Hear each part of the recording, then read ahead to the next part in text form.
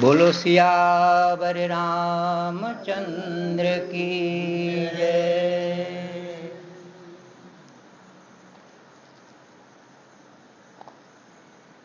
अब आप लोगों के समक्ष वेद के एक ऋचा से उस ऋचा का जो दो शब्द है उसको अपनी तरफ से अपने समझ के माध्यम से भाषा का शब्दों का प्रयोग करके आप लोगों के सामने रखता हूँ। हम बहुत जगह देखने में आता है, विद्यालयों में और आपके धर्म संस्थानों में भी लिखा रहता है तमसो माँ ज्योतिर्गमय, तमसो माँ ज्योतिर्गमय। वेद के मनीषी ऋचा जो है, वेद के ऋषि मुनि प्रार्थना करते हैं भगवान से प्रार्थना करते हैं कि हे परमात्मा हमें अंधकार से प्रकाश की ओर ले चलो। है हम स्कूल में किताबों में भी पढ़े हुए हैं, विद्यालय में लिखा रहता है, धर्म संस्थानों भी लिखा रहता है कि हे परमात्मा हमें अंधकार से प्रकाश की ओर ले चलो। तमसो माँ ज्योतिर्गमय मृत्युर्मा अमृतम गमय, कि मुझे मृत्यु से अमृत की ओर ले चलो। ऐसा वेद के ऋषियों ने, उपनिषद के ऋषियों ने कहा। अब हम वो जो ऋषि हैं वो प्रार्थना करते हैं। क्यों प्रार्थना करते हैं? कि हमको अंधकार से प्रकाश की ओर ले चलो। अब अंधकार को पसंद नहीं आ रहा है। अगर अंधकार से प्रकाश की ओर ले जाने का प्रार्थना उनका नहीं होता, अगर अंधकार में रहने का ही अगर इच्छा होता, अंधकार में रहने में अगर सुलभ होता तो प्रार्थना नहीं करते परमात्मा से कि हे परमात्मा हमें अंधकार से प्रकाश की ओर ले चलो। ऐसा प्रार्थना नहीं करते। अगर उसमें अंधकार में सुख मिलता तो प्रार्थना नहीं करते, लेकिन अंधकार में सुख नहीं है, अज्ञान में सुख नहीं है, सिवाय द्वेष, हिंसा और आपका संताप, वृथा, ये सारी चीजें उस अंधकार में है। अब एक उदाहरण देता हूं। उदाहरण के ये जो शब्द है आध्यात्मिक शब्द बहुत ही समझने के लायक है। आधा गिलास पानी आप लोग के सामने में रखा हुआ है।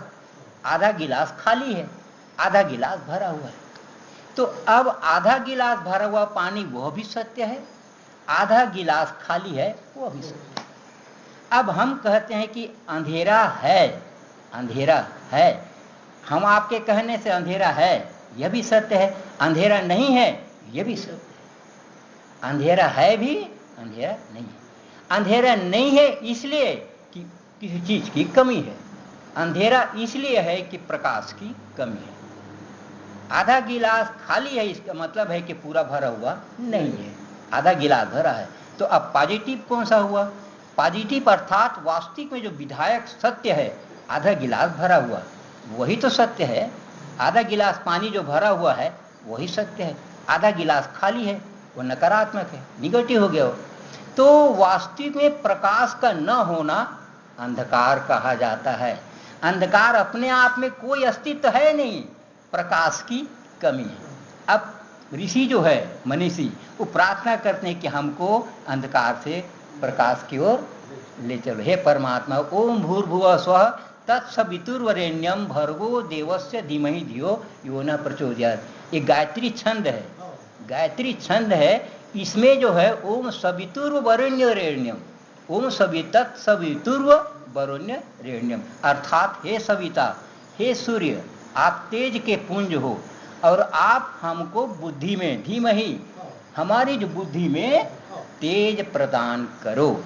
ये प्रार्थना है किसकी? सूर्य की प्रार्थना है। इसलिए उसको गायत्री मंत्र कहा जाता है, क्योंकि वो सूर्य की प्रार्थना है, उसमें तेज है। अगर आप गायत्री मंत्र का बारंबार प्रयोग करोगे तो आपको अपने आप अंतर में पता चल जाएगा कि इसमें कितना अग्नि तत्व उसमें है कि नहीं। उस मंत्रों में बीज मंत्र समेत ओम भूर्भुवः स्वः 3 शब्द बीज मंत्र हैं, उसके साथ में सविता माने सूर्य की प्रार्थना। ऐसे ही ये जो वेद के ऋषि जी कहते हैं तमसो माँ ज्योतिर्गमय मृत्यु माँ अमृतम गमय, हमें मृत्यु से अमृत क्यों ले चलो, अर्थात या हमें प्रकाश का झलक दो। अब प्रार्थना करने वाला कौन है? अगर अंधकार में रहना पसंद नहीं है, अंधकार में दुख है, संताप है, द्वेष है, वृथा प्रकार से है, नाना प्रकार के कष्ट हैं, अब उससे निकलना चाहता है, अब निकलने वाला कौन है, निकलने वाला कौन है, प्रार्थना करने वाला कौन है, ये समझना है। अब बताइए कि प्रकाश अलग से होगा नहीं, क्योंकि स्वयं मनुष्य के भीतर का जो चैतन्य है वही प्रकाश है। अर्थात हे प्रभु मैं अंधकार में हूँ, अज्ञान में हूँ। अज्ञान का मतलब क्या हुआ, अब अंधकार प्रकाश का नहीं होना है, कमी है, इसलिए अंधकार है।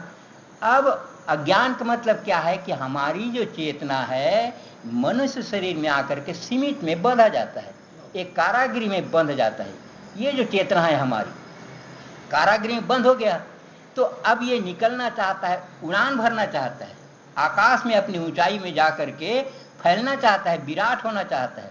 इसलिए वह जितने भी पहले के एक कदम आगे चले गए हैं, जो महापुरुष राम हो, कृष्ण हो, बुद्ध, महावीर, जो भी हैं, जो भी भगवान की मान्यता रखने वाले हैं, जो चले गए, उनसे ऋषि मुनि प्रार्थना करते हैं कि हे परमात्मा हमें आप प्रकाश में जाने के लिए सहायता दो। अब उसके जरिए से तभी वह अज्ञान जो है, अज्ञान है शरीर में होना ही अज्ञान है, क्योंकि चेतना शरीर में एक ये सीमाबद्ध है, शरीर का होना सीमाबद्ध है। और चेतना जब इससे बाहर निकल करके उस ज्ञान स्वरूप में, प्रकाश स्वरूप में जाती है, तो अपने विराट संसार में वह लीन होती, तभी उसको आभास होता है उस चेतना को कि मैं स्वयं ही विराट हूँ। तो मनुष्य का जो जीवन है वह स्वयं ही एक लक्ष्य है। जीवन को पाने का, जीवन को जानने का ही जीवन का लक्ष्य है, और कोई दूसरा कोई भी लक्ष्य नहीं है। जीवन को जानना ही परम लक्ष्य माना जाता है। अब उसके लिए क्या करते हैं, संसार में दो माध्यम है, ज्ञान और भक्ति। तो भक्ति का माध्यम क्या है कि आप प्रेम पैदा करोगे, पहले प्रेम पैदा करोगे, समाज में पैदा करोगे, प्राणियों में पैदा करोगे, और समस्त संसार के प्रति में अगर प्रेम पैदा करोगे तो आपके भीतर में जो हृदय की जो पिघलता है, द्रवितता है, वही आपको अपने में साहस प्रदान करेगी। तभी आप उस ज्ञान को झेल पाओगे, नहीं तो सीधा डायरेक्ट ज्ञान को झेलना आसान बात नहीं है, ये बच्चों का खेल नहीं है। क्योंकि पहले पायदान सीढ़ी जो है आपका भक्ति, भक्ति में आप में साहस होगी, तो साहस में आप आगे बढ़ोगे तो हृदय प्रबल होगा, कोई भी कठोर जो प्रकृति का आघात है उसको सहने की क्षमता पैदा होगी, तभी तो आप ज्ञान में जा पाओगे। ज्ञान में जाना सीधे छलांग लगाना मामूली बात नहीं है। तो पहले भक्ति प्रदान ग्रहण करो, अर्थात प्रेम पैदा करो, समस्त संसार में प्रेम बांटो, चाहे राम को, कृष्ण को, जिस किसी को भी आप मानते हो, जिस किसी को भी इष्ट मानते हो। अब अगर उसको वो नहीं मानते तो अपने माता पिता को ही मान लो, है कि नहीं। अपने माता पिता जो अपने पूर्वज हैं, श्रद्धा है, ऐसे उनको अपना समस्त प्रेम प्रदान करो, इससे भी काम चल जाएगा।